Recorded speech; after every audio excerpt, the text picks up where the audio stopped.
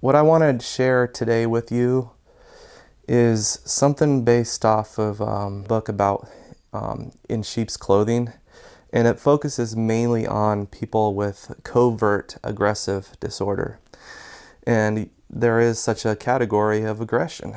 It encompasses a variety of other personality disorders like bits and pieces of antisocial personality disorder, narcissism, neurosis, different degrees of aggression as well. Some of the stuff that I read in the book I knew already, but then other stuff it's just like a light bulb turned on. And it made complete sense after I read more and more of it. It's so important to know who we are first before we can ever try to communicate in a straightforward fashion with someone who's going to be very manipulative, also known as a wolf in sheep's clothing. That would be the covert aggressive personality. If there is nothing gained for nothing learned, if building character requires learning how to approach challenges in an honest fashion and learn from our mistakes, if knowledge is power, then you will find the following information useful. First things first, you got to be honest with yourself and others. And I'm not going to get religious with you, but there's a lot of truth to this saying. It says, "By their fruits you shall know them." You want to set good examples. Be confident in knowing who you are and what you're about. Know your own weaknesses and strengths, and be confident in knowing the caliber of your own abilities. If you sense areas where you can work on, if you're unsure of yourself, work through your problems. Don't try to take the easy way out by going around the issues at hand. Once you get to a place where you're certain of yourself, don't hesitate to let it shine, so that others will know how dedicated and serious you are about overcoming personal and interpersonal obstacles and barriers. So, building on that, I'm going to go on to say, know the difference between confidence, self-respect, and bragging as a false sense of accomplishment. If you're showing confidence in your abilities and sharing valuable information with others, don't allow anyone to belittle or demean anything you stand for. The only ones with the problem are those who are quick to judge and persecute because of their own lack of accomplishments and focus in their own life. Those with low self-esteem will continue to wish they had what others have and constantly compare themselves with others. It's those individuals who rarely are happy with what they have in their life. More often than not, people who are depressed, angry, and have low self-esteem will have more to complain about than to be grateful for. Those who complain the most lack reciprocation toward others, they tear others down, or are too busy to notice, usually are the ones with the problem, not you. Don't allow anyone room to belittle or tear you down. If it is something that really bothers you and you're not able to escape from right away, educate yourself of the abuser's true motives by getting a clear picture of their habits and behavior patterns. That's really important.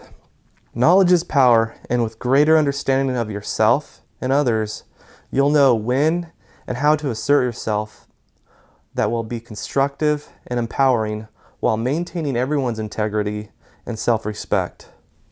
With that said, it's really important to know what and when to look for red flags, signs, and warnings. With those with covert aggressive traits that encompass varying levels of narcissism, antisocial personality disorder, and sometimes neurosis. Here are a number of traits to look for of the wolf in sheep's clothing. A. When confronting their abusive behavior, they leave you feeling defensive, shame, guilt, and confusion just for questioning their honesty and integrity. That is because the abuser has found ways to not take personal responsibility while placing blame on others for their own thoughts, feelings, and actions. That sounds really familiar. That's usually how they start. B. The covert aggressive abuser will make it seem like they are the one who is hurting, defending themselves, and caring by means of projecting their personal insecurities on you, trying to make you feel responsible for being insensitive about things that you were never aware of, and or didn't deliberately do or even say to make them feel the way they do. C. The abuser shows no regard, compassion, or understanding for how you think or feel about much at all, because they are only concerned about themselves and coming out on top and being right, even if it means making derogatory statements in order to make their victims feel inadequate and unsure of themselves in order to get what they set out to achieve. And they do that an awful lot. So they try to weaken you, try to make you feel less than. They intimidate you with these words. Covert aggressive people never learned skills in how to fight or win fairly in any social arena, games, or sports. They found that working their way around an obstacle was much easier than confronting the issue at hand. Those who continue to manipulate and dictate others have allowed themselves to become selfish cowards. Occasionally, there are those who have grown up with unfortunate circumstances and rose above it, faced reality, and created a healthy lifestyle for themselves and those around them. And I know quite a few who have, But unfortunately, some people just take a long time to outgrow it, and others just take a long time, maybe a lifetime. There are a variety of different scenarios that could lead up to this kind of behavior. Just to name a few. 1. He or she was an only child, and his or her parents didn't know the value of teaching positive reinforcement. 2. They have overly strict parents that offered very little to no rewards or consequences, resulting in defiance and resentment. 3. They lacked parental supervision by either the mother or father being absent mentally and emotionally, in extreme cases physically. 4. They got tired of losing or not getting what they want. So they figured out other ways to get what they want through manipulation, by pulling on one or another parent's heartstrings, or other tactics to try to make them feel bad for not consenting to their wants. D. Covert aggressive abusers will do everything in their power to not appear overtly aggressive to others. They know if they are subtle about their approaches, they can avoid resistance and backlash from others. They will say and do everything they can to charm others into believing they have the best of intentions with them in mind. Once they feel others have sided with them, they will begin to play the victim while making false allegations against their victim as a means to bring their victims down with vengeance. This is one of the cruelest, coldest, calculating tactics anyone could pull on another just because they want to win and appear good in front of everyone. That tactic reminds me of the scene from Lord of the Rings, where Gollum dumps the last of the hobbits' elven bread down a cliff while they are asleep, only to make up a dirty lie that Samwise, Frodo's friend, ate the rest of the bread. Gollum then proceeded to make it sound like Samwise is selfish and wanted the ring for himself and not to help Frodo carry the burden to the mountain to destroy it. Gollum was very deceptive and calculating in his ways to get Frodo to first trust him through slow, methodic, subtle ways first. Then, when opportunity knocked, he deliberately made Samwise, Frodo's most trusted friend, look bad in front of him. He's poisoned you against me! And unfortunately, Frodo was deceived. E. Once the abuser feels they have exhausted all of their covert manipulative tactics to try and take advantage of others by means of coming out on top, they will come out swinging full force with brutally abusive words, threats, and actions to try and get their way, while doing their very best to justify their aggression. I've seen that plenty of times. Most healthy and socially aware individuals would see that as unacceptable behavior and begin to see how manipulative and abusive they have been. If your abuser persists in lying, avoiding the questions and issues at hand by sidetracking, making false allegations, or projecting their own insecurities onto you by trying to make you look bad or feel guilty for something they misconstrued, if they're spreading false rumors about you based on their own misunderstandings and delusions, don't play the victim in front of your abuser. It serves no purpose other than showing them in their own mind that you are weak and they will think they have won. Wallowing in self-pity also serves you no purpose other than feeling depressed while begging for sympathy from others. What you want to do is rise above what bothers you by assertively letting the abuser know you will not tolerate or accept what they are saying or doing and make them take personal responsibility for their own words and actions by pinpointing and calling them out on their behavior. Find something positive and constructive to do that will bring you peace of mind and comfort. Sometimes the only way out is through.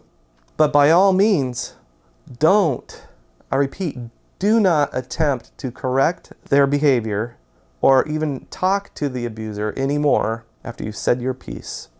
Because in their mind, they will never back down or allow anyone to tell them what to do. They only want to win. They don't have mental breaks or know when to stop. They will always try to find another way around in their favor. Make certain you stand your ground and present the real facts and evidence with the truth to anyone that is aware of the situation that may be either confused or unsure about everything based on the level of lies and manipulation the covert aggressor has managed to pull over people. Tell trusted family or friends exactly what the abuser is doing to try and cause problems. Telling a trusted family member or friend is not tattletelling. There are strength in numbers, remember that. Sharing with others about how you're being abused by your abuser while being 100% honest about everything will gain you more respect and strength and character in the long run. And that is something to feel good about no matter what anyone says or thinks. You can't change the way anyone thinks or believes. You can only present others with proof and evidence, then let them make their own decision. If they are on board by supporting you, there's nothing to worry about. If they doubt what you're saying or are unsure, give them time to mentally digest everything due to the manipulative confusion your abuser has caused by spreading false rumors and allegations. If those people you told don't want to hear what you're saying or believe what you're trying to tell them, they either aren't in a place in their own life to hear other people's problems, or they are not the person you need to go to in order to confide in. That doesn't necessarily mean they don't care. It may mean they already have a full plate, more than they can deal with at the moment. If you cannot find anyone to listen to your real concerns, to help you feel some relief through understanding and compassion, as long as you can afford it, seek out a professional counselor who will listen and offer some tools to help you cope with the stress and anxiety. If you can't afford a counselor, there's always free counseling through other resources. Just remember to go in being honest with yourself, because you cannot change what you don't acknowledge. Your abuser is not your responsibility and is not in control over the choices you make in your life. Remember that. If you have distanced yourself from your abuser and he or she continues to verbally and mentally abuse you directly or indirectly to try and intimidate or defame your character, file a restraining order and a gag order to protect yourself if necessary. They know if they do try to cause any further damage, they will go to jail for not obeying the judge's order. They know that. Lastly, if your abuser ever decides counseling is a path he or she would like to try, hope the best for him or her, but don't expect him or her to change their ways of thinking and behavior overnight.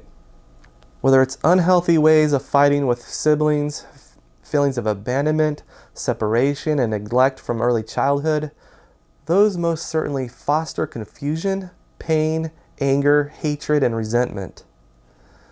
In turn, that typically will harbor a lack of trust in others, giving up on showing others respect, feelings of having to always win, be right or one-up someone, in some cases, disrespecting themselves by learning how drugs and alcohol can temporarily take away their pain.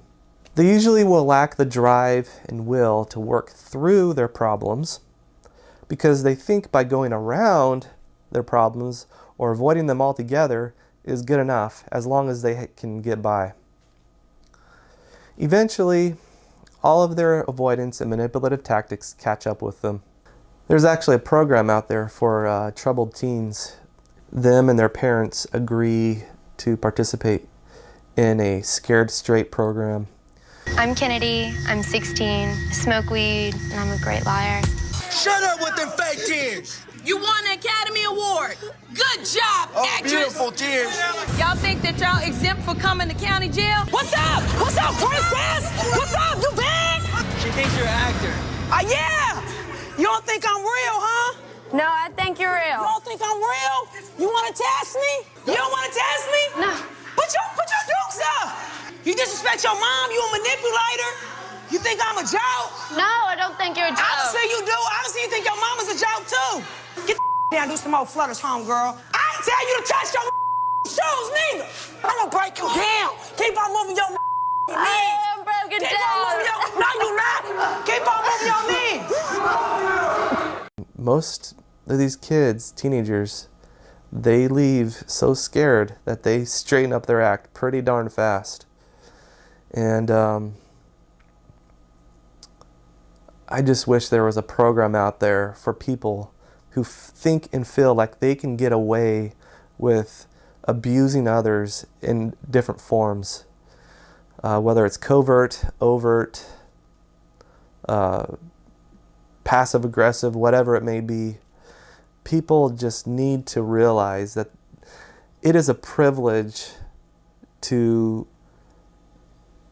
be around others that respect and love and care for them, and they should not be able to get away with treating them with such abuse. Shakespeare had once said, "To thine own self be true." Nothing can be more freeing and real than that.